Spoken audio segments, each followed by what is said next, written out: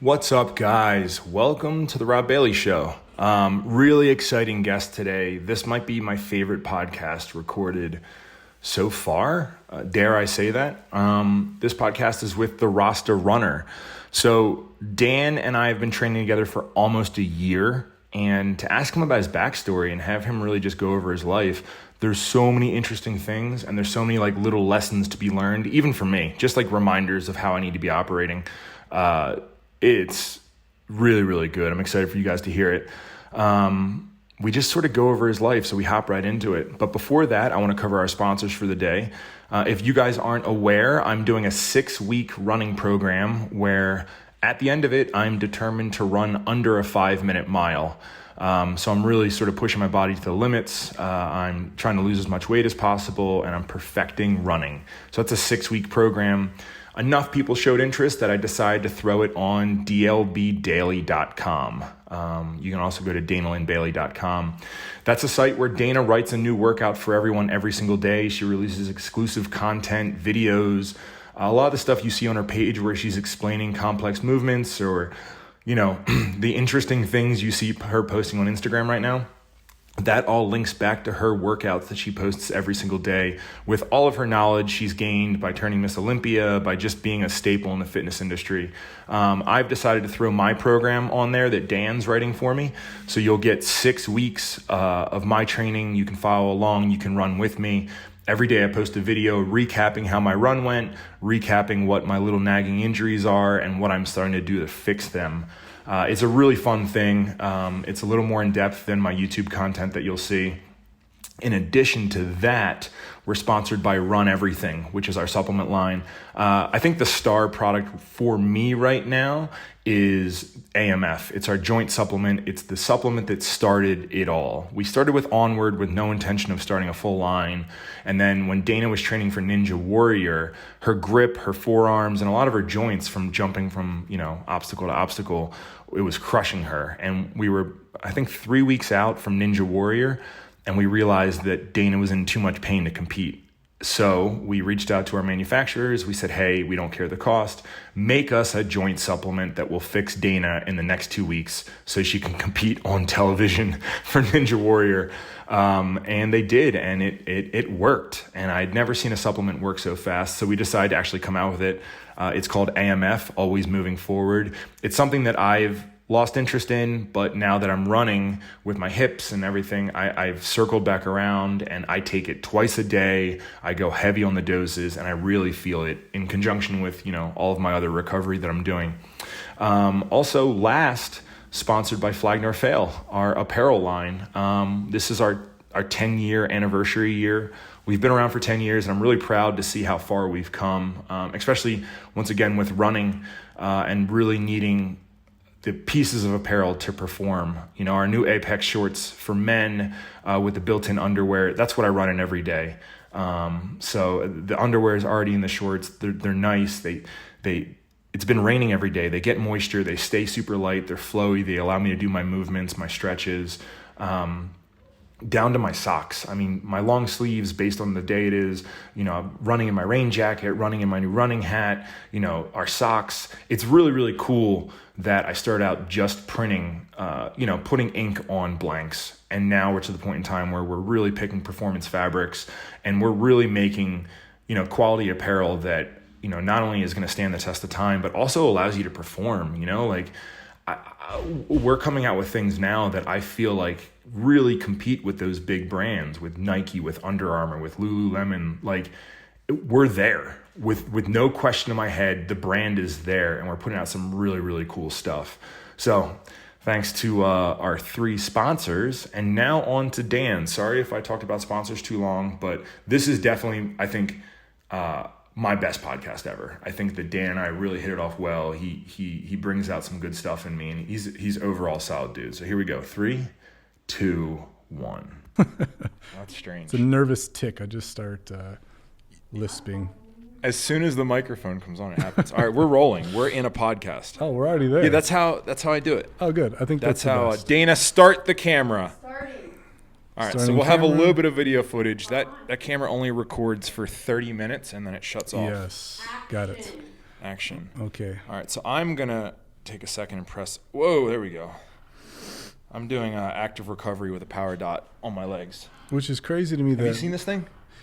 I've seen it one time before, but it's crazy to me that we have the technology now to just do it from your phone. It's just on my phone. It's an app. No big deal. I charge it with a USB. Yeah. And then you hook it on, and it gives you like instructions. Yeah. Like it used to be something where I only felt like a certified professional was able to put the pads on.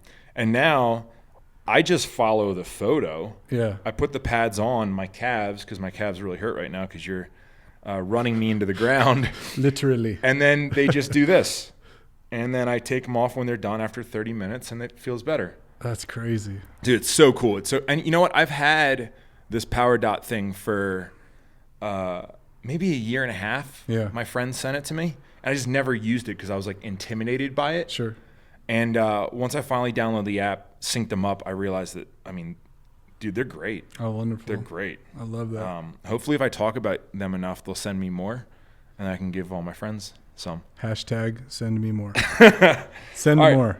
So today we have a good friend of mine and my mysterious trainer that everyone's always confused about, the Rasta Runner. In the house. The Rasta Run.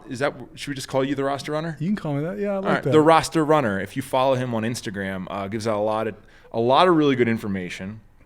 I really like the way that you have your Instagram set up, where you show a interesting workout that like you watch and you're like, that's pretty interesting. Why is he doing that? Oh, you just swipe and you explain why. Every single post. Beautiful. Yeah. Beautiful. Been doing that for what, 4 months? Yep.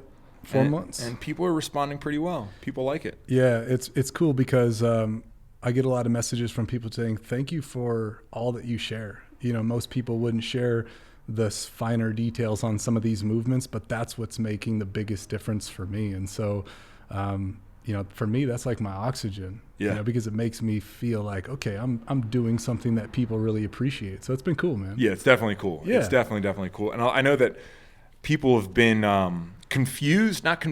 interested or aware, whatever they are. But when they see me training completely different, I've got more responses now, and mostly privately in my DMs, because that's where people like to ask serious questions because they feel they'll get an answer. But questions about like, wait, why are you doing this?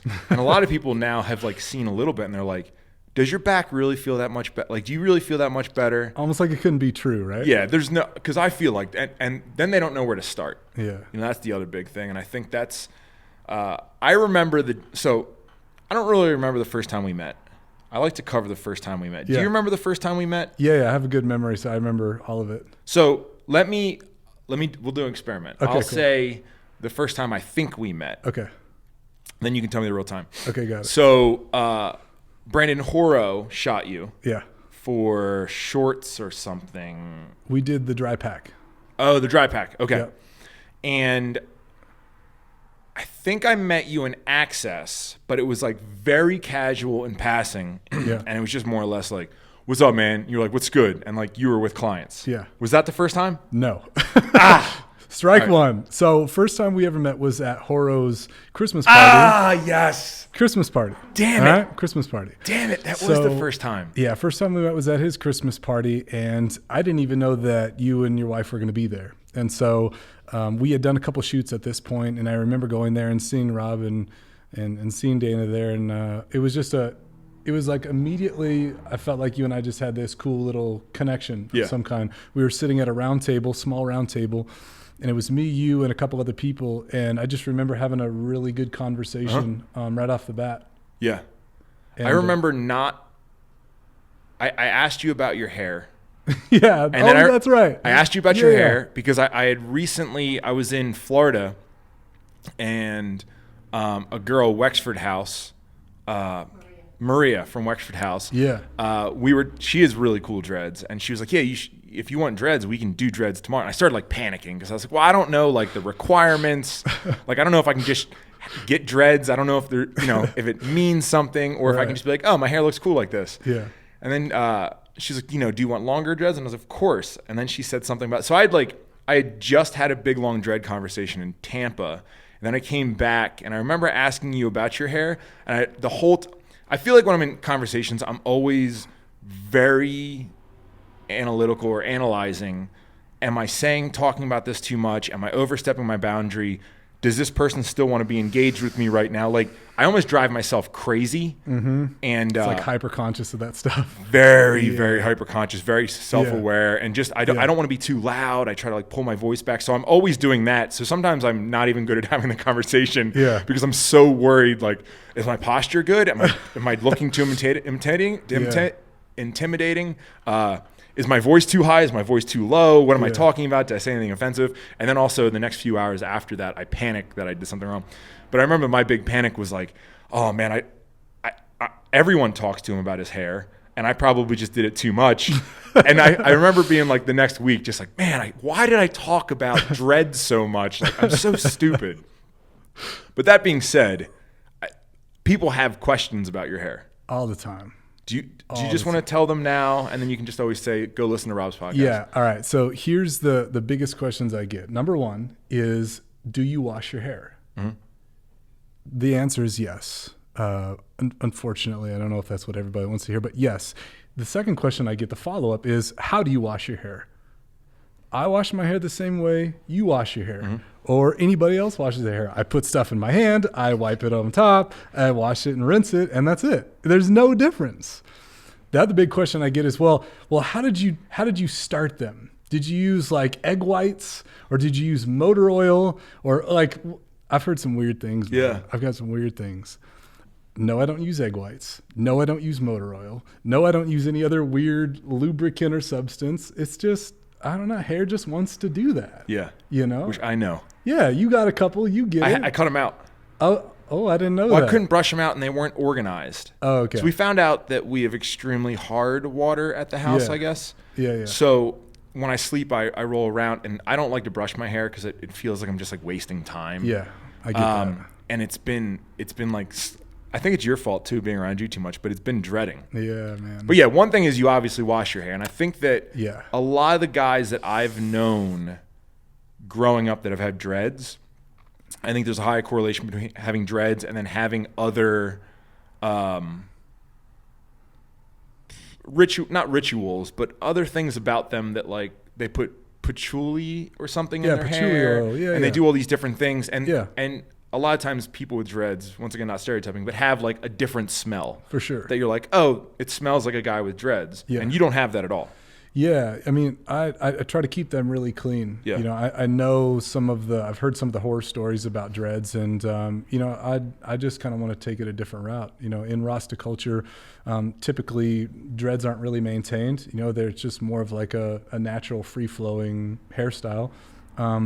But for me, I want to keep it kind of nice. Of course. You know what I mean? And I've talked to a few Rasta elders, you know, in my trips to Jamaica, and none of them seem to have an issue with it, you know, in terms of like the culture there with it. There's no downside to it at all. And so getting that kind of reinforcement from them just kind of tells me, like, okay, you know, what I'm doing is fine. I don't need to do what everybody else is doing just because, you know, it's always been done that way. So, and they're 7 years old? I've had them since 2013. I've had them since 2013. Wow. Yeah, so almost 7 years, man. I think that's when I came out with my first album. What was it called? Battle Tested. I like it. Yeah, thanks, man. Yeah, thanks. Battle Tested. So what was the spark? I'm gonna just a little more hair talk. Yeah. What was because there had to be like a spark, right? Like, yeah. There was a spark for sure.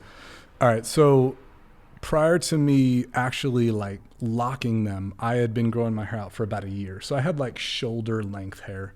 And the big thing for me is like I started getting more into Rasta culture, and it was really just kind of by default. You know, it's part of like my story, I guess, but I started listening to more music that was like reggae influenced or just like pure roots reggae music when I was in a really low spot in my life. And what I loved about the music and the culture was that it was all about positivity. It was all about upliftment and self-sufficiency and independence and, you know, standing for what you believe in and your rights. And at that time, I felt isolated. I was in a really low spot, and I didn't have anyone around me speaking to me like that. And so when I started listening to that music, I felt an instant connection, you know, and reggae is a type of music that naturally will find its people. And when it found me, I mean, I just locked onto that culture. I locked onto that message. And shoot, I already had long hair, and I'm thinking, well, I mean, why not? You know what I mean? At the time, that was my thought. Well, why not? Why don't I just do it? Like, why don't I just take this as an opportunity to, in a way, like reinvent who Dan Holguin is and just try something, you know, outlandish and see what happens. So that's kind of where it sparked and started from. And now we're just a runaway truck. Now it's like down to my butt, and like when I'm walking around the house, sometimes it like goes down my shorts and kind of surprises me for a second. Like now it's crazy.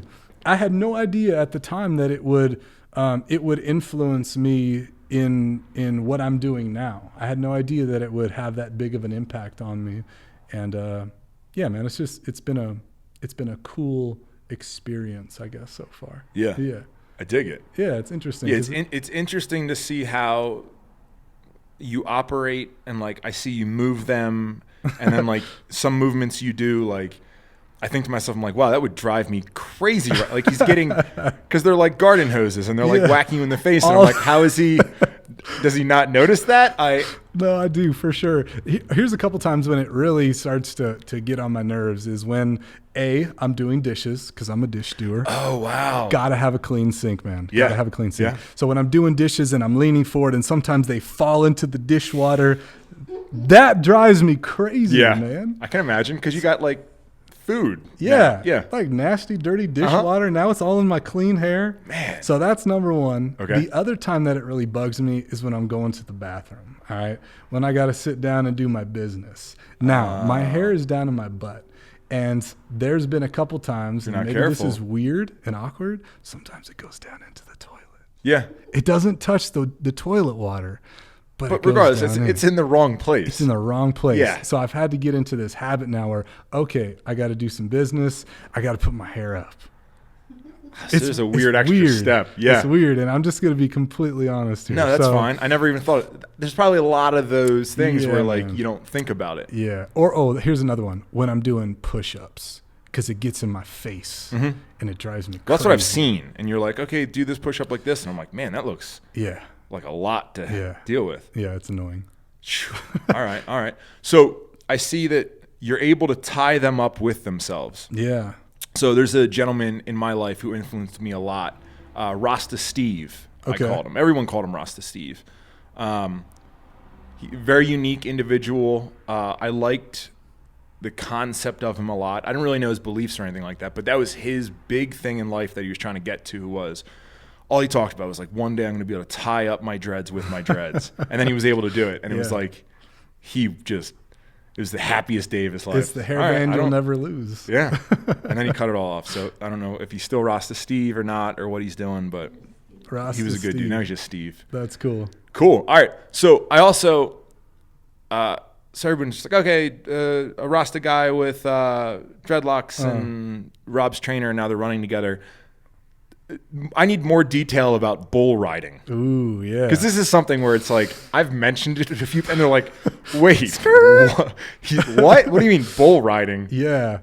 So I've always been like a really curious kid, man, to be honest with you. Like I always want to just try different things and just see if like maybe there's something there that interests me. And so when I was 13, 14, I went to a county fair in California, and they had the mechanical bull, right? And every young kid that sees the mechanical bull, you know, he gets hyped up because he sees his friends do it, and then he wants to get on. And so I did the same thing. I'm with my buddies. I'm feeling good. And so I get on this mechanical bull, and, you know, I start going on this thing, and I'm getting thrown around a little bit, but I'm hanging on, and I got pretty good balance, and I don't get thrown off of it. And everybody's screaming and yelling for me, and it felt so good. Mm-hmm. Like I had just accomplished something that most people wouldn't have been able to. And so I get off the bull, and I'm hyped, and I'm thinking in my head, well, if I can do this. That escalated fast. I've been on a mechanical bull and I've never put together like, maybe I should try a real bull. Yeah. And so really like that was my first thought. Maybe I should try a real bull. So here's the thing. I'm originally from California. So I'm living on the Central Coast. I go back home from the county fair and immediately I'm like tunnel visioned on this thing. So how can I get on a real bull? So I started, I remember how I found out. I think it was through a friend.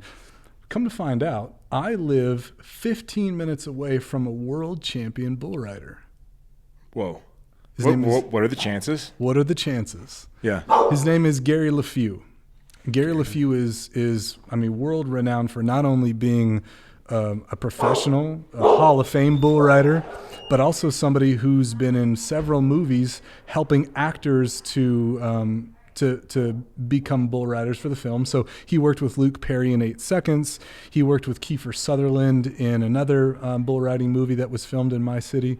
So he's been around and he's seen a lot and done a lot. Yeah, so you couldn't be any closer to a better, It was crazy how it worked out. So I call him one day. Called him on a Saturday morning, like 7 a.m. I'm like, hi, I'm just some random kid calling you and I'd love to be able to ride a bull. So he says, all right, well, I've got some fence work to do here at the ranch. Why don't you come out, give me a hand with it, and then we'll see what we can do. So I'm just like, okay, whatever you say. So I hung up the phone. I got in my truck. I drive to his ranch, which is in Napomo, California, middle of nowhere, back in this canyon. And I work for like half a day helping him fix some fence around the bull pens. And I see the rodeo arena and I see all these massive bulls and I'm intimidated and anxious and nervous the entire time because, oh my gosh, I'm going to be getting on that thing. Yeah, it's different than the mechanical one. It's so different. Yeah. So we get done with the work and he's like, okay, you still want to ride a little bit? And I'm like, yeah. So we start going through some drills and he starts showing me the different movements and how to position your body and how to articulate your arm for better balance. And he shows me all these things and I'm starting to feel good. And I'm like, okay, I think I'm ready. And he's like, for what? Well, I think I'm ready to ride. And he says, no, not today. I think I'm going to get on a bull that day. And I don't get on a bull for nearly a month. Oh, wow. And so every Saturday I would go out to his place. I would work for half a day. We would spend the next few hours going through drills and preparing and talking about the mental aspect of bull riding. And it wasn't till, about a month until I actually got on my first bull. And then from there, it was like the biggest adrenaline rush. And I instantly fell in love with the feeling of riding bulls, and my career just took off from there. And again, you're age-wise. I'm like 13, 14 years old. That's crazy. That's like, I can't imagine. Yeah. I can't imagine, first of all, calling an adult at that age. I know. Like like calling an adult and then showing up and the adult saying, hey, you're going to work for half a day. Yeah. And then I'm going to teach you something where we're not You're like, you're like Karate Kid. Daniel-san. That's exactly Daniel-san. what you're like. Yeah. You show up and you clean cars for 2 months. That's Whoa. it.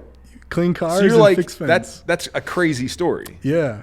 Yeah. That's not, I could never imagine doing that as a child. It was insane. And the whole time, like, I'm thinking in my head, this is normal. Like, I guess this is just what people do.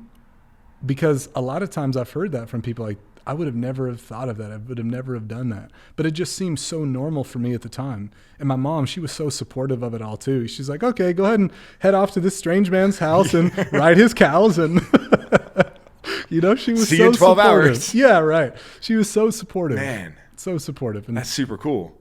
yeah, so that went on for quite a while. And, I was able to have some really cool experiences because of that. Number one, just being mentored by one of the greatest bull riders of all time. Mm-hmm. But that also really kickstarted the mental side of, what I'm doing now, the mindset and the power of positivity and, really addressing negative habits, behaviors, and beliefs and how they play into our day-to-day life. I was exposed to that as a young age, and I really feel like that's been a major thing that's helped me through the course of my life is knowing how to manage and control my emotions. And I credit that to Gary because at a young age, that's where I first saw it. Yeah, I mean, that's a hell of a college course at 13 right Right? there. Like, Yeah. yeah, I mean, I think about like little things in my childhood that like shaped me. Yeah. But there was nothing like bull riding, Yeah. you know? Yeah. Jeez. It's such a mental game, It's such a mental yeah. game. I don't think I could even walk close to a bull. I'm scared of horses still. Yeah. Just because I can't read their emotions. I don't really understand what they're doing. Body And language. they're so much bigger than me. Yeah. Yeah. So I'm just absolutely. nervous. Yeah. I'm also nervous around like larger strongmen, like Brian Shaw and Hapthor. Like they make me uncomfortable. Which is interesting because you're a big, strong But they're human. bigger than me, so I'm always True. used to being like a decently sized person, and then all of a sudden this guy is 8 inches on me and 400 and 100 pounds, and it's like Yeah. are you gonna hurt me? And it's the same about horses, and I can imagine bulls are even worse. Yeah. Man, so you went from bull riding, you played football. Yeah. Did you do that at the same time? Yeah, I did. So I was doing both at the same time. Interestingly enough, when I was in high school, about the same time I started riding bulls, I was still a pretty skinny kid. My whole life up until that point, I was a skinny, undersized, freckle-faced kid, got bullied for freckles, light skin, But then my sophomore year, I found football. And at the same time I found football, I found the weight room. And then all of a sudden I realized, like, I don't have to be the skinny, freckle-faced kid anymore. So I latched onto that thing, man, and I started lifting, and I started getting teased in the weight room because I had little skinny chicken legs, they used to say. So I just went so heavy on squats, and I just blew my legs up, man, and it just felt so good to not be called chicken legs anymore. But so I started finding the weight room, and I started finding that as I got stronger, I started playing football at a higher level, and I started riding bulls at a higher level. The stronger that I got, the more agile that I got, the better balance that I had. And so that was a big part of what really helped to move me up in my sports was the weight room. Yeah. Like putting puzzle pieces together at a really young age. Yeah, for sure. But interestingly, when I graduated high school, I wasn't offered a football scholarship because I was still a little small. How big? What's that? I was 5'10", maybe 175, 180 pounds, somewhere in there. Okay, maybe. so still small, but still bigger than Austin. Yeah, I think I'm not. I'll keep that one to myself. Yeah, still a little bigger than. But I got a rodeo scholarship. That's a real they thing. existed, but yeah, I know. Same thing with So I got a rodeo scholarship, and there was a college in Colorado that was like, "Hey, if you want to come ride bulls for us, we'll pay for your school." I didn't have anything else going. Football wasn't really panning out, so I said, "All right, cool. Let's." Again, I think this is what people should do. I just moved to Colorado. I took this scholarship. I rode bulls for Lamar College in Lamar, Colorado, and it was a cool experience, man. I got to go and get a degree and ride bulls and didn't have to pay for school. It was cool. Really cool. Yeah. So I got this degree in horse training and management. Really? Yeah. So I didn't know that about you. I'm learning. Yeah. So horses. So maybe you and I should work some horse training into our. I'm down, dude. I appreciate horses. There's a woman that rides horses. Yeah. And there's also Dana's in the room. She's not in camera, but there was a time we were in East Glacier. East Glacier is a little different. Yeah, it's different. Yeah. And we were driving right after you pass all the little restaurants, and it was like that low straightaway where you go through grass fields. Yes. And there was two, I think they were like Native Americans. They were Native, but they were dressed as traditional cowboys. When I say traditional cowboys, it was like everything. Spurs, the jacket, like they were in a movie. Yeah. And this doesn't happen to me a lot, but it like legit, I felt like my heart slowed down, like my breath got taken from me. It doesn't happen a lot where something physically changes me and it's like, whoa. Yeah. But I remember that moment, and I stopped the car and just watched them, and they like tipped their hats, and I was like, that was the coolest thing. Like nothing happened. Yeah. I passed 2 people, You but got all giddy. whoa. Yeah. I mean, even right now I got like goosebumps thinking about just a moment cool. of 2 people passing me. But like, yeah, I definitely have an interest in horses. I've ridden horses before, but I've never really been around. I've ridden horses, but they're always like the horses that get ridden 5 times a day by tourists. Yeah, you know, for sure. Yeah, A lot of times those types of horses, unfortunately, are just kind of on autopilot because of their conditioning. Yeah. But horses have always been something that have interested me. You know, my dad, we always had horses growing up. You know, my dad had them, and I think I've told you before. My dad's always been this old school cowboy. You know, looks like Sam Elliott. He's always got teased about that his whole life. He's got the mustache. He's worn a cowboy hat and Wranglers and boots my whole life. I love it. The horses have always interested me, man. I love the feeling of riding them. I love the feeling of being on them and being on a horse and just allowing it to run full speed.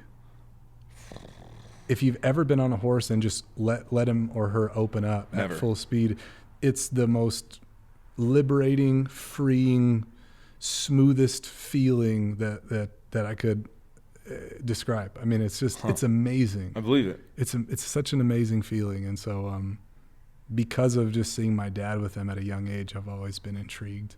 Man, Dana wants to get horses at the farm. Yeah. There was horses at our farm yeah. for a long time, and then when they put it up for sale, they removed the horses. Yeah. So now it's just a field, but there was, I think, 2 or 3 horses that lived there. She's always like, we should get. I'm like, I feel like they're a lot of work. I don't know anybody, and then boom. Apparently, I know somebody with a degree in it. I'm here. Who never told me this, but yeah. I'll be your horse consultant. All right, I got another question. Yeah. I have a lot of questions. This is my excuse. So we train together every day. Yeah. You ask me a lot of questions, and you ask me like deep questions that sometimes when I'm either super tired or like from not sleeping the night before, or I'm like halfway through my workout where I can't breathe, you'll ask me this really heavy question. What'd you ask me 2 days ago? You were like, if there was one. So I asked Dana the same question too, but the question was, what is one eye-opening experience every human should have? Yeah, exactly. What is one eye-opening experience every human should have? And I'm on lap like 4, opening up my stride, like trying to get my breath, and I'm focused on, landing mid-foot to toe, leaning forward, keeping everything in line because my hips are starting to hurt, my calves are hurting, making sure that my arms, I'm not holding tension and like thousand things. Yeah, and then making sure that like, okay, this lap is lap 4, I keep doing this and I make sure I beat my time. And then you ask me that question and it's like, it's an important question. I feel all the pressure in the world to get it right or to give my best thing, but you hit me with those questions. So I don't ask you questions. You said the other day you love restoring boats. Oh, I need my more gosh. details here because you say little things like that, and I'm like, and then in the back of my head, it's like 3 days later, I'm like, what in the hell is he talking about? Like restoring? I thought he rode bulls. Like, explain that. Again, I just have this like curiosity for things, and this all started when I was, maybe 7 or 8. My Uncle Reuben, my dad's brother, had this cool old boat. It was an old fiberglass boat, maybe 15, 16 feet in length. Most people would look at it and be like, oh, that's such a piece of junk. You know what I mean? But his wife, my aunt, would babysit me every day, and I would go outside and I would just hang around this old beat up boat, and I would just sit in it and I would drive the steering wheel. And I just remember like picturing myself in the ocean because he was an ocean fisherman. I would picture myself in the ocean driving this boat, being the captain. And so that sparked something for me when I got into high school, and I started making a little bit of money in high school. I had a full-time job, and I saw a boat just like my Uncle Reuben's. What was your full-time job? Because you're riding bulls, you're playing football, and you're lifting, and you have a job. What's your job? So I worked at Taco Bell. Okay, that's fine. That's like the most normal thing about you so far. So yeah, cool. I worked There's at Taco one Bell. normal thing is he worked at Taco Bell. Yeah. Dope. Okay. My mom told me if I'm going to have a truck, if I'm going to have a cell phone, that I had to pay for it. Yeah. So I had to get this Taco Bell job to fund my things. Mm-hmm. So I started making a little bit of money, and I see this boat that was exactly like my Uncle Reuben's, and so I bought it. and it was like $1,500. And it was this 1952 Glasspar Avalon. So Glasspar is this retro boat company that was in the 50s and 60s out of California that just made these beautiful boats. And so I picked this thing up, and it didn't run. It looked like hell, but I just thought, okay, what if I just cleaned it up a little bit, And you know how it is, man. You start like pulling back the Band-Aid a little bit on one thing, and then you're like, well, shoot, why don't I just go and try to fix this up, or tune this thing or whatever. And it just came to be this like thing I tunnel visioned on, and I just started restoring this old rickety boat. And so before I moved from California, I had this beautiful 1951 or 52 Glasspar boat that I repainted. I got the engine running. I restored the interior, carpet, seats. Oh, wow. I found a new steering wheel. I made it look brand new, and it was the coolest feeling for me to be able to do that. And so when I moved from California, I sold the boat. I think I actually lost money. I believe it. I think I sold it for like $1,000 maybe. Oh, brutal. But it was cool. But it was cool. I had that experience. And then when I moved back from college from playing football, I bought another one of those same boats, and I did the same thing, and I repainted it and restored it. And, it's just been like this, like a labor of love that in a way is a lot like a meditation. You take something from the bottom and you just restore it piece by piece, and the whole time you're doing it, it's so fun to just be able to just put all of your focus and heart and soul into it. And in a way it was like helping me cope, and it was just a fun thing for me to do.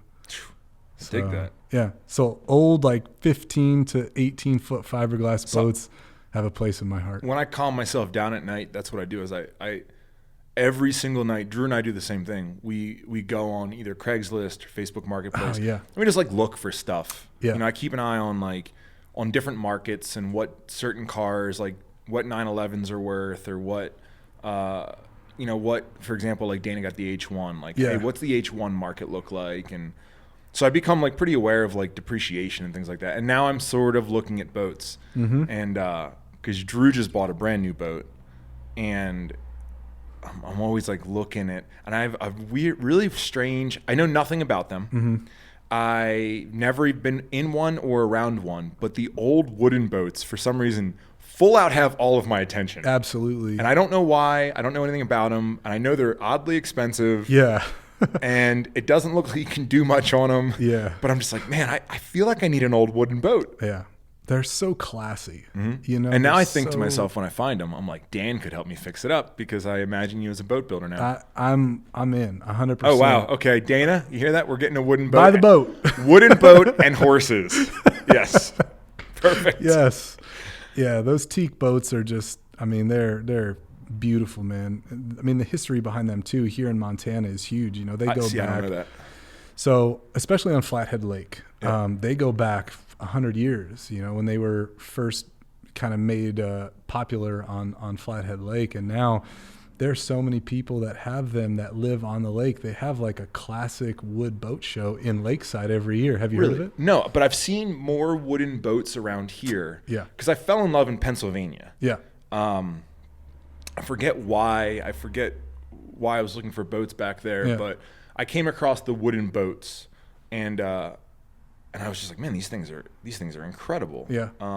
I think someone had put like a 911 engine in a wooden boat. Oh, somehow geez. I came across that, and I was like, oh, this is great. And then from there, I started following the wooden boat scene. Yeah. And when I moved out here and I started shopping, I was like, why there's so many wooden boats out here? Does that make sense? Yep. Lakeside, they got a killer classic boat show I think it's every July. Okay. We'll have to go check it out this year. I'm totally down. Yeah. Dude. Jeez. Yeah, it's super cool. When did you start like the training stuff? Yeah, so training for me started in 2006. Okay. So at this time, I had already moved to Montana, and I went into a gym one day. I'd been lifting and such, so I went into a gym one day, and I'm like, hey, I'd like to be a personal trainer. I'd like to help people with their fitness stuff. And the person at the desk said, well, do you have a certification? And I said, what do you mean? What's a certificate? I don't get it. Well, you have to have a certification. You have to go to school in order to be a personal trainer. And so again, just like the bull riding thing, I just got tunnel vision. I went home and I started thinking, okay, we had internet at this time. And so I went online and I started figuring out how I could become a certified trainer. And I found this school in Colorado Springs, Colorado, called NPTI, the National Personal Training Institute. Well, one of my college buddies lived in Colorado Springs who was also really into fitness. So I called him and I said, Dave, there's this thing in like right around the corner from your house. We can get certified as trainers. We can do what we've always talked about, work in fitness. So he says, okay, let's do it. So 3 weeks later, from the conversation I had with the person at the desk, I'm living in Colorado Springs. Jeez. And okay. I'm in school to become a personal trainer. Yeah. Again, I just think that, all right, this is just what people do. Yeah. They just, you want to do something, you just do it. You just do it. Yeah. So I spend the next 9 months in Colorado Springs getting certified as a trainer. After that, it's now March of 2007. I'm done with my certification. I move back to Montana and I start becoming a personal trainer. I get a job at a gym, start doing my thing, realize that just being a trainer in a gym isn't what I really want, but I want to own a gym. I want to own my own business. So I start putting a business plan together. And when it comes time to present it at the bank, I found a gym that I wanted. The bank was like, all right, cool. Well, this is great, but we can't lend you the money. You have no credit history. I'm like, oh, credit history. What's that? Yeah. Do my research. Yeah. I guess I got to have credit somewhere. I have to have a history of that. So that's kind of where it all started was in 2006 and 7. Okay. Yeah. Huh. Yeah. Why Montana? What? So you moved here and then you moved back, but you're originally from California. Right. Okay. So in 2003, my mom lost her job at the school district. They had a big budget cut. Her position was also cut. We had an uncle that lived here. And my uncle was like, well, why don't you just come live up here with us? My mom wanted to be closer to her brother. So it just kind of felt like the natural move. So the summer of my junior year of high school, we moved to Montana. I leave California. I try to make a relationship work with, my high school sweetheart that I had been with for 3.5 years already. Oh, wow. It doesn't end up working. I start hating Montana. Like, I can't believe we left. Yeah. My life is over. Yep. And I'm in Montana my senior year with all these people that I don't know. So I automatically have this wall up against Montana. Yeah. I spend my senior year in Montana, graduate high school, and then I'm out on that rodeo scholarship. I'm out of here. Peace. So a month after graduation, I'm living in Colorado, going to school. So it was after that stint where I was doing the horse training and management in the college rodeo that I moved back to Montana for a minute. And that was in 2005. With a different outlook on it. Different outlook. Gotcha. Things are better. I'm working at a ranch in Whitefish as a horse trainer. This time around, I'm making really good money as a horse trainer because apparently they pay a lot of money for that. Yeah, especially in Whitefish. Yeah. And I was doing really good. I was really enjoying it. But then realized that I don't really want to train horses all day, every day. You want to train people. I want to, right. Yeah. And that's something else that I realized too, is the times in my life where I've had jobs where I'm coaching or training or helping, that's when I feel most on purpose. When I worked at Taco Bell and when I was picking up dog poop for $9 an hour, that didn't really fulfill me. But when I was helping someone or something, that's when I was on. I like that. Yeah. And so from there, I just started working more into fitness. And when I started helping people and noticing how much of an impact I was having in their life, okay, I'm on to something. Yeah. And so I've been doing that, since, kind of. Yeah. Yeah. I dig it. So we work together as, I'm going back to you asked me interesting questions. Yeah. I saw you, I saw you as, he trains at, Access. But no, I just remembered something else. American Ninja Warrior. Before we even get into that, let's just add another weird thing into the mix. Yeah. And let's just talk about American Ninja Warrior because, so we talked about bull riding. Yeah. We touched on football. We touched on Montana, California to Montana to Colorado. We talked boat restoring. Yeah. And I forgot to touch on American Ninja Warrior, which the first time we ran at that track, the football team was out there. Oh, yeah. High school football team. Yeah. And they were like, yo, that's the ninja. That's the ninja. And I was like, that's they so have no cool. idea who you were. Which I'm fine with, man. I was just pumped that I was running with the ninja. I was like, yeah, I'm out here running with this guy. So I need a little bit of backstory on the American Ninja Warrior. And then you finished round 1. How far did you get? I finished the qualifying rounds my first time, and then I went into the final round and fell. Okay. Yeah. So there's nothing wrong with that because the final round is crazy. Yeah, it's tough, man. It's super tough. But how did that even, like, what was the moment you were like, you know what, I'm going to start training like this, and then decided I'm going to try out for this show? So I had a client of mine who came to the gym one day right before our session, and she's like, hey, check this out on her phone. And so I start looking at her phone, and she's like, this is like a show on TV. It's called American Ninja Warrior, and it's a bunch of crazy obstacles, monkey stuff. I think you'd be good at it. And so I'm starting to watch this video, and as I'm watching this person run the course, I'm thinking like, I think I could do that. I mean, maybe that, but I don't think I could do that one. And so again, that spark that I just started tunnel visioning on.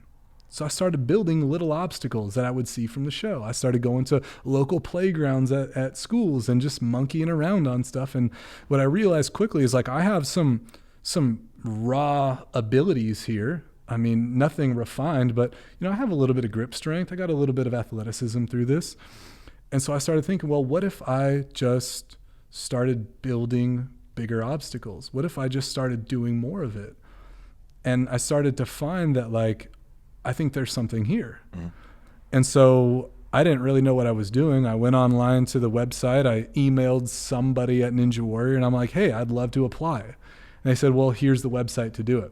Coincidentally enough, it was like right around the time that they were casting for season 7. And this was back in 2015. Okay. All right. So I applied. I did their 2.5 hour process of the online part, which it's rigorous. We did it for Dana. Yeah, right. And you got to send in the video. Yeah. And so I sent in this super chintzy video with like me in the background, dreads were swinging. It was super windy on top of a mountain. And I just remember watching it before submitting, thinking like, there's no way. Yeah. I'm just this like random kid from Montana. At that time, nobody from Montana had been on the show. Okay. And so I just clicked submit and I just let it go. And to be honest with you, after I submitted, I was so nervous and afraid. I stopped training for maybe a month. Oh, interesting. Because I was in my head, I was like self-sabotaging. Yeah. Like, okay, there's no way this is possible. One day, I'm driving home from the grocery store, and I get this call from a 929 number. And anybody listening who's been on Ninja Warrior around the time that they start doing callbacks know that the 929 number, you're on. It's a wrap. You're on the show. I had no idea. I was almost not going to answer it. Picked it up right at the end. And they're like, hey, this is so-and-so with Ninja Warrior. Congratulations. And so I pull the car over immediately and like the anxious feelings and like the intensity and the adrenaline is just flowing, man. And they're like, we want you to be on the show. Congratulations. And I just remember like this overwhelming feeling of joy. Mm-hmm. Like, wow, is this really what's happening in my life right now? So yeah, that's where it started, 2015. And so we need you to report to Kansas City, Missouri in 4 weeks. Can you be there? And I'm just like, of course I can. Of course. Yeah. I'll be there tonight. Man. I'm on the next train out. So I think the coolest thing about all these things is I think similar to how I do things, and I think a lot of really successful people do things, are you see something you want to do, And then the next step is an action step. Yeah. You know, there's a little bit of research, but your research isn't to slow yourself down or to like try to find something to be like, see, I knew I can't do this. Yeah. It's like, well, no, I need enough information so that I can keep moving forward and do this. And I think that a lot of people that do stuff, that's what they do. They get an idea of what they want to do, and then they just run towards it. Yeah. And then they get there and like, that was awesome. Yeah. And they see something else and they're like, let's do that. And I think that's one of the biggest things that I see people do is they don't jump right in an action step. You know, they sit around and they try to gather up all their fears and all their insecurities and then put that in front of them and be like, I can't get past that wall. And here's why. This is doing my research. Here's all the reasons I found why I can't do this. Yeah. And everybody does cool stuff. It sort of sounds like, you know, they don't know why, but yeah, I want to do something. So it's an action step. Let's go. You just got to do it, even if it's like not a perfect step, you know, and that's something that I'm sure you've experienced at times too, is like perfectionism and trying to have all of the stars lined up before taking action. For me, I found that the solution to perfection is just taking imperfect action. Yeah. And that's, I think, really what's helped me to make moves like that, is to just go, do it. Whatever happens, you know, adjust on the fly. Yeah. And I feel like my whole life has been just adjusting on the fly. Mm-hmm. Yeah, it's my favorite thing to do. It's just like, no, let's just do this right now. Let's just do it right now. You know, and I found the more I talk about things, the more they just never happen. Sure. You know, even this most recent, hey, let's run a mile in 6 weeks. Like I brought it up to you that day. I don't know. I thought about it. Yeah. I went and I told them. When I say them, I mean like my crew at work. Yeah. And like there's some eye rolling and stuff, and I was like, ooh, I'm gonna stay quiet. And then the next day I came into work and I was like, so this is what I'm doing. Yeah. Like I didn't look up how long does it take to get your mile faster. I didn't do anything, and it was like, no, Monday we do my baseline and we go. Yeah. And you're like, all right, cool.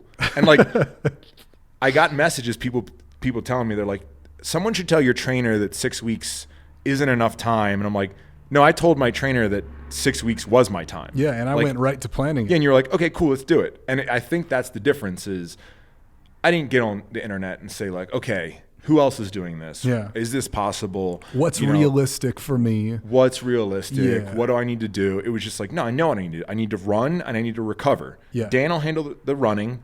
I have an understanding of the recovery, and we'll just do that. Yep.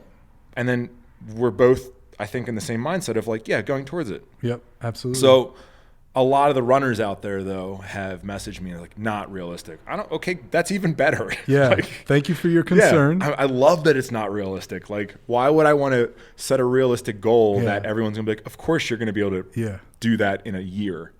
But I think that, it's just coming up with something and then just running towards it. Yeah. And you learn everything you need to learn on the way. And I think there's something to be said about running towards something as audacious as that, or getting on a bull for the first time, or starting a clothing line with no experience beforehand on how to do that. I think that there's a level of confidence that you create in yourself. And once you do that thing, the next thought for me is always, well, what else could I do? Mm-hmm. How else could I improve my life? How else could I do something that's more purposeful?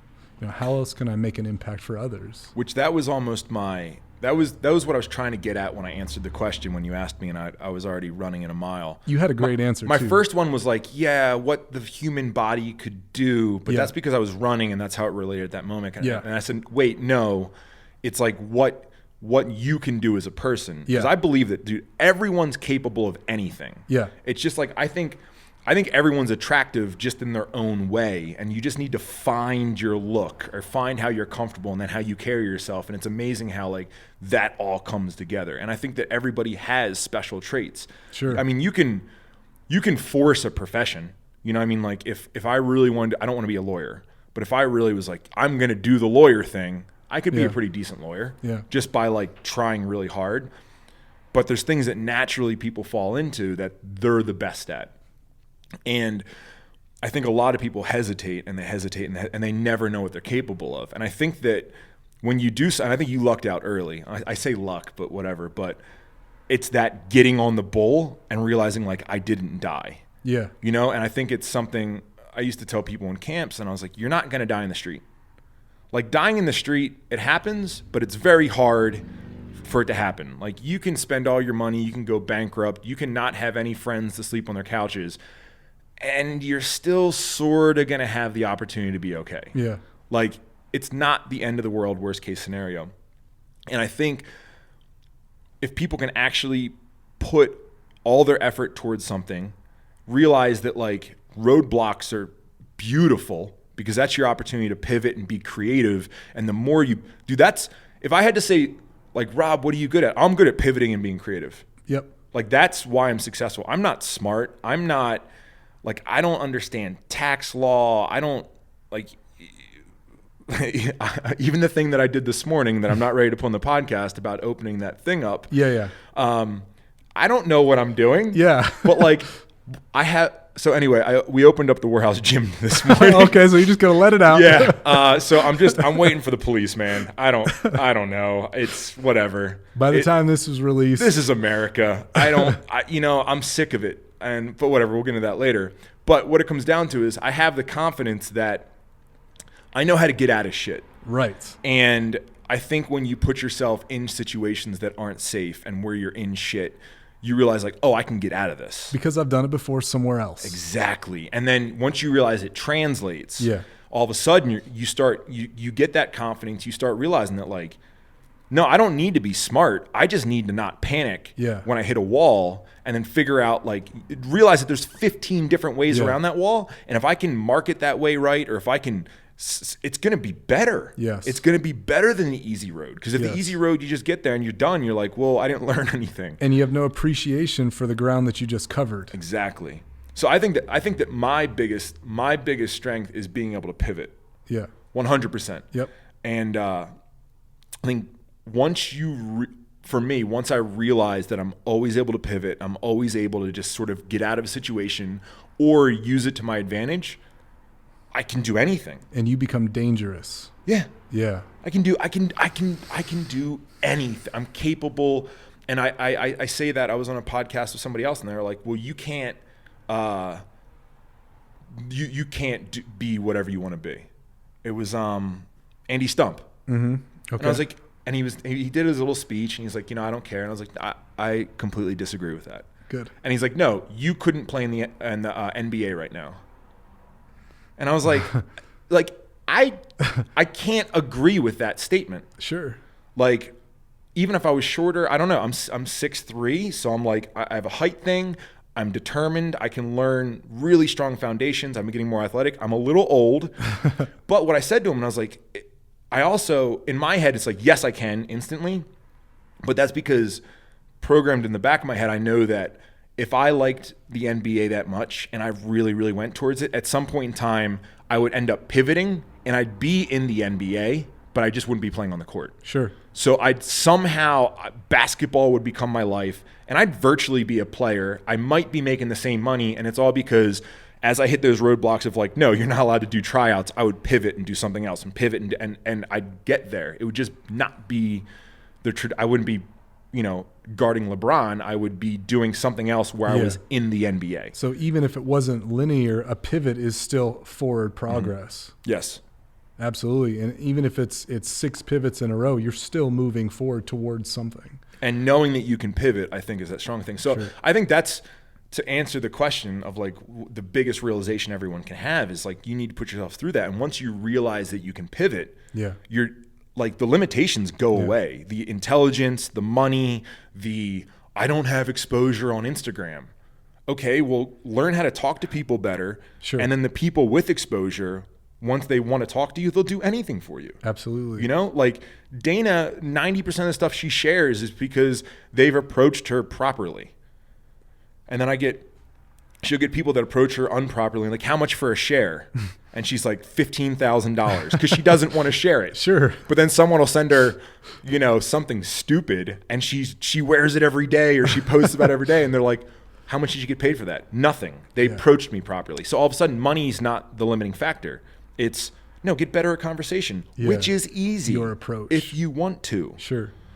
And I think that it'll go back to also is like raising your social awareness and your emotional awareness, and going back to the mindset on things we were talking about earlier. If you can cultivate that, and you could learn how to speak to people, or if you can learn how to read a room, even, like, you're going to have better relationships. You're going to have more opportunities because of those simple skills. Well, I say simple, they're not really simple. No, they're not. But they become simple. They become simple if you practice them enough. Now, we're doing like a really good timeline. Now, going into your coaching, right? So when I say that coaching, it's because I consider you my trainer or my coach, but I like more the word coach, because trainer shows up and it says, okay, 15 push-ups, pull-ups, blah, blah, blah. Yes. There, you're good. Coach, I feel like they coach you through things. Yes. And that's the one beautiful thing about what you do, which I feel like fitness to me is very special. Yeah. Obviously, I spend 2 hours a day doing it. I have a supplement brand, apparel line that's geared towards fitness. Everything in my life is about fitness. And I think one of the most heartbreaking things is when people take fitness for just fitness. Like, they're like, ooh, I'm going to start doing that because I want to look like this. And it's like, oh man, you're missing all the beauty. And you're going to be bummed out because it's not that easy to look like that. And if you don't love it, you're not going to look like that. I think one of the cool things is with you being a coach, and I want you to explain a little bit more what your coaching encompasses, but with you being a coach, it's not just, hey, you have 15 push-ups, you have this. There's the whole other side to it. Yes. And that's something I noticed too when I first started training in 2006 is I would be working with people in a gym, and I would see them, say, for an hour at a time or whatever, and a certain amount of time would go by and they would start looking and feeling really good. They would tighten up, they'd be stronger, they'd be all of these things. But here's what I noticed. When we would stop working together, a lot of times I would see those people around, and a lot of times they had gone right back to where they started. And I noticed something really important, and that's that we only addressed the physical side of things. Because personal trainers, if you're just working in the gym, you don't get to really touch on the mindset. You don't really get to touch on the mental piece of a physical transformation. You just don't have the time. It's really difficult to coach somebody while they're doing their push-ups or whatever it may be. So I started noticing that, and I made a massive shift. And what I started doing was focusing on the mental piece.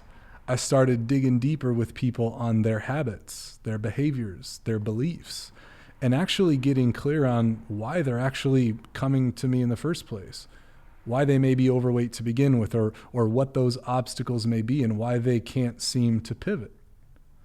So when we started addressing that as the foundation versus just the physical piece, everything changed.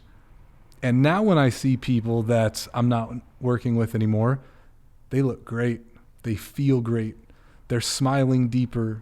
They're living a more fulfilling life because we addressed the mindset behind it all first.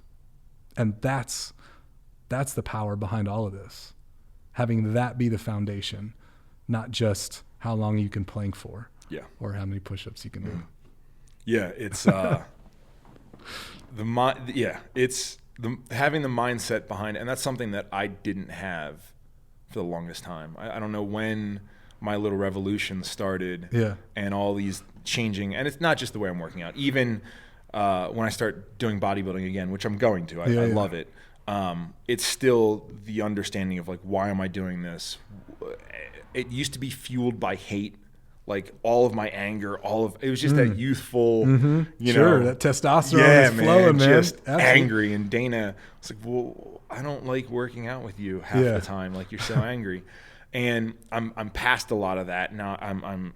That's why I think I'm doing these big blocks of, the athletic performance training and now the running, and then whatever I decide to do after that I want to learn more. I want to learn more about like, okay, how do I respond to this? And that's my favorite thing with the running right now. Is I've never done any other exercise where you get into that much of a flow. You know what I mean? Oh yeah. Like, if you were to tell me, we've been running 2 weeks. If you would have told me 3 weeks ago that I'd be running around a track and at 27 minutes in, we're going to pick the pace up. I would have thought to myself, like, I'm going to say no. Yeah. Or I'm going to fake an injury or something. I don't know. Call a timeout or pretend like I have to go to the bathroom or something. But like when we ran this morning, it was that last lap. And I wasn't thinking like, oh, this is my last running lap or my last faster paced lap. I wasn't thinking like, oh, we're not doing 2, we're only doing 1. All those mental games. I was just hyped to do another fast lap. Like that last 10 yards so we run two paces generally on these days. We run for 35 minutes and we run a slower pace, which is today was a little bit under 2 minutes. So it was like a 150 per lap. Yeah. And then when we step it up, I don't know how fast, but I'd say we're at like 130 per lap.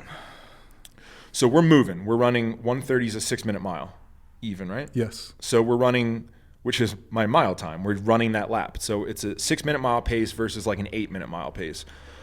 And that last 10 yards, when I know that, okay, when we cross the line, we're going to the 6-minute mile pace, I'm now excited. Because I'm like, yes, I get to work on my longer stride. Like my breath work's about to kick in. Like, and we're even 27, 30, 34 minutes in. And I'm like hype for that. That's cool. That's crazy. That's cool. And like, my body's starting to just do what it's supposed to do. And it's such a cool feeling. Yeah. And the reason I think I'm also so excited about talking about it now is like, because I know that that's not just applying to running. Yeah. That's going to somehow hit in the rest of my life, and it's going to affect something else really, really well. And back when it was just releasing anger and it was like, fuck yeah, getting bigger, fuck these weights and bah, bah, bah. How is that going to translate? And relieving stress, I get it. Yes. But how is that going to translate to the rest of my life when when I'm in a time when I need to call on what I've learned from the weight room? I've learned that smashing it, lifting heavier, being angrier is better performance. Makes it better. I don't know if that's the right, Yeah, because it all translates. All that energy will translate. So now it's okay, cool. Now I'm like excited for the hard parts. Now it's like, oh no, if I control my breath, if I control my legs, if I control my arms, and I do what I know works, and I focus, I can get through this and I can be more excited. So like I'm excited to see where that shows up. I don't know where it's going to show up yet. It's probably showing up somewhere, but and that's why I'm experimenting with all these other training things. Now back to training with you, I've never done HIIT before. I've never done like the Tabata HIIT. Yeah. And I remember the first time I did that with Dana, or I did that with you, and I told Dana, I was like, yeah, it's crazy. I was like, he makes me dead sprint on a treadmill, and then by the time that my body starts like really, because your body like doesn't feel the fatigue while you're doing it. Correct. It shows up during your break, and then by the time it hits maximum, you're starting another round. So it's almost like waterboarding. Like it's like, oh, I'm dying. I literally can't do this because I'm not getting enough breath and I can't. But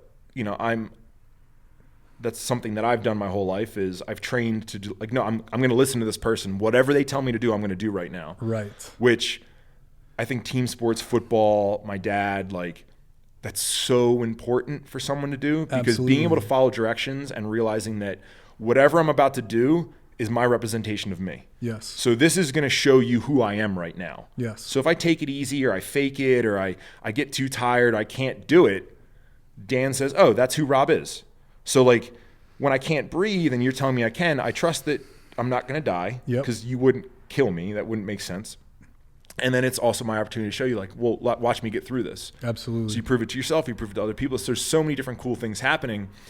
And the first time I did, I went home and I explained to Dana, I was like, yeah, it's so wild, like all these things. How is that going to translate to the rest of my life? Absolutely. You know what I mean? Like all those little lessons in Tabata, how they translate. And that's, once again, it goes back to, it bums me out when people want to do that because they want to get abs. Yeah. It's like, you're missing the really cool part. Absolutely. And what's cool too is when you can take direction without ego, it's really a beautiful experience for both of you. when we can check the ego at the door and just put our trust in somebody, which I think for a lot of us is really difficult to do, is to relinquish power and trust to somebody else. Man, like that's made such a big difference for me, which is, it's why I coach, is because I know that if I can work with somebody who knows more than me, who is better at me than something, or has already created the results that I want to have, and I can just do that without ego or without any kind of judgment, then I could do that too. But I think a lot of times we don't do that. We're afraid to relinquish that power and that trust. It's so hard, especially for type A folk, especially for high performing people or business owners or entrepreneurs, because we're just so used to having that control. But like, that's the beauty in this, is when you can become coachable, man. I mean, you become a weapon, I think. Mm-hmm. Yeah, which I think is pretty popular right now in the entrepreneurial world. With people hiring business coaches and all this stuff. And there's also a lot of snakes out there. There's a lot of people trying to, you'll be rich in 6 months and do all this. And I always looked at the coaching thing as silly. Mm-hmm. Like, business coach. Let me read a business book. And I read a business book and I spend 4 days reading a book and I'm like, I already knew all that. Like, that's this is all common sense stuff.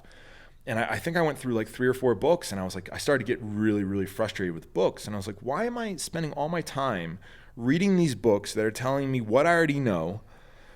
And they're citing each other, and it's just this, and then I started to realize, like, I'm not reading these to learn new things. I'm reading these to make sure that I remember things. That's a good point. So that I become a lot more familiar with rules and guidelines for myself. And then also to validate myself, so I'm even more confident making decisions. Then all of a sudden I liked going back to the books because I looked at them completely different. That's great awareness. Yeah. That's great awareness. Yeah. I got past the anger, and I moved on to like, no. Like, and even right now when I'm feeling really down, I'll put on a leadership book and I'll listen to that, and I'm like, okay, well, yeah, I know I should be doing that to my employees. Like, I should be buying them water. Yeah. Like, that's something that, making sure you hand it out to them. And they're like, wow, the CEO. And it's like, well, yeah, I know that. And I'm like, wait, am I doing that? Damn it, I'm not doing that. Check. Because I know everything. Yeah. But exactly. It checks you. Yeah. Now that going into the training, for example, that we're doing together, I know how to run around a track, Dan. Mm-hmm. I know how to do it. Like, but as I'm doing it, and you're like, ooh, check your tension. And I'm like, ooh, why am I holding everything in my traps right now? Like, yeah, man. I know it, but having that coach there to check you, all of a sudden you realize the value in it. And now I'm actually like, the big thing that I'm sort of floating around, I haven't taken the leap yet, is thinking like, okay, when do I hire a business coach? When do I hire even a peer that looks at something just a little bit different, or is there to say like, yeah, you're right. Because I don't have anyone telling me I'm right. A lot of times it's me thinking at night, and then the next day, like, thinking about it more, and then it just takes my brother being like, I don't know. And all of a sudden I'm done, because my one check has been like, I don't know. That's all. The coaching thing is a beautiful thing that like you've opened my eyes to. Wonderful. It's really, really cool. I think that a lot of times too, and maybe you experience this, was we see coaching and mentorship as it coming in as like a cost almost. What is this going to cost me? And by framing it that way, I think that it creates a wall there. It creates a tensive wall, and we start putting our excuses and reasons why we shouldn't do it. But I think what really helped me was when I started seeing coaching as an investment. Mm-hmm. I started seeing coaching as an opportunity for me to get better at something. Much like I would invest my time at a gym, or I would invest my time with putting money into an account for my future. When I started seeing it as that, everything changed for me. And it's the same reason why I have a running coach. Mm-hmm. I have a business coach, is because I know that if I follow advice and I listen and I take action from this person, then I'm going to get to where I really want to be. I'm going to be able to impact the lives of so many more people. I know I can't do this thing by myself, But for, again, type A people, high performing people, we want to do everything ourselves. And it doesn't always work that way. Mm-hmm. No, at all. Yeah. Yeah, man. Yeah. Well, I normally only do an hour. We're at an hour and 10 minutes. Oh, wow.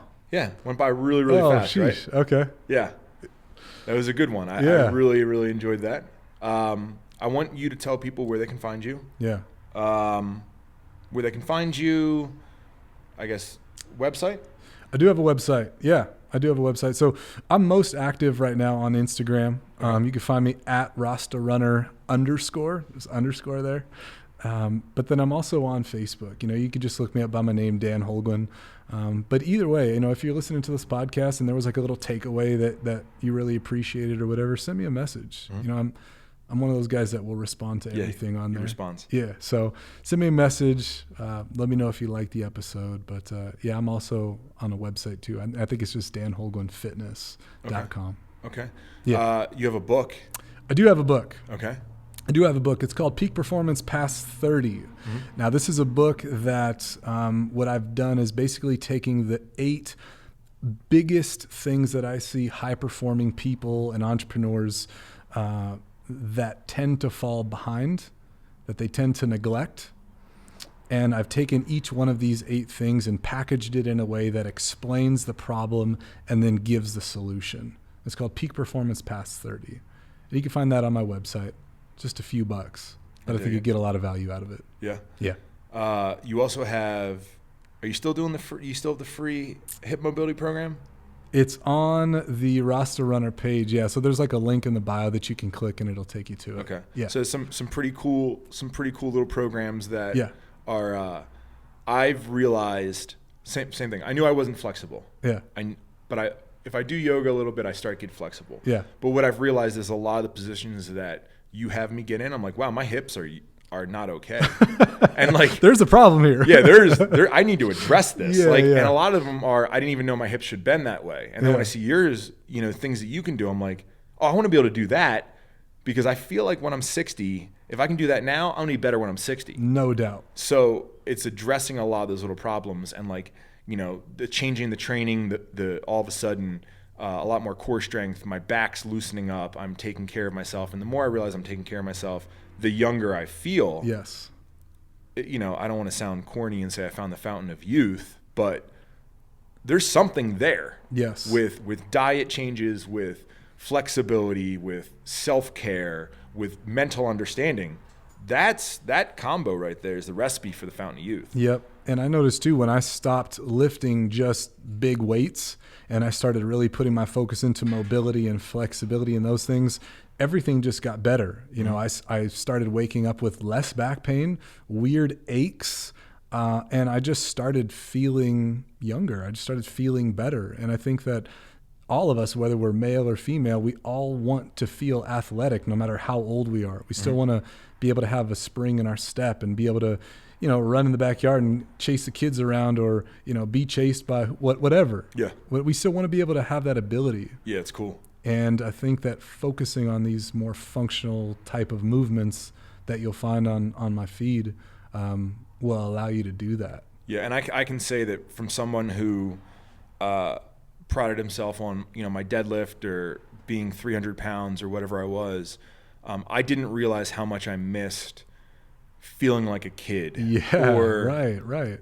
The things you don't appreciate, like I've fallen down a couple times recently, or I've like jumped out of a pickup truck weird, or just little things like that we do in our everyday life where I land and then I realize I'm like, oh, if this was a year ago, I'd be injured right now, or I wouldn't have recovered from that. And now realizing that, my training is making me able, like maybe I'm not, hanging off bridges or doing standing backflips, but a lot of things in my everyday life that, like a little fall or something like that would have actually really hurt me, I just pop back up and I'm like, yeah. The ground used to be something to me that was, it was danger. Yeah. Like if 300 Rob Bailey ever hit the ground, or even someone said, oh, lay on the ground, it'd be like, well, here I go. And then I lay on the ground and it's like, all right, Dana, call a couple people to get me up. And like, it was funny and all those things. But now being able to like, jump on the ground with Kai or roll around and hop back up and not even really remember that I was just on the ground. Yeah. Dude, it's so cool. That's priceless, right? The value that adds to my life is insanity. Yeah. And knowing that it's there now, it's like, ooh, I want to make it better and I want to maintain it. Yeah. So thank you. Absolutely. I appreciate that, man. That's one feeling that I want to always have in my life, is just knowing that whatever I tell my body to do, it'll do it. I like that. Yeah. I like that. Well, I appreciate you coming on. I'm probably going to have you again because I think that was really good and there's probably tons more to talk about. Yeah, absolutely. So, man. all right, dude, signing out. Signing out. Wait. Say goodnight, Dana. Say good night, Dana. Good night, Dana. Good night, Dana.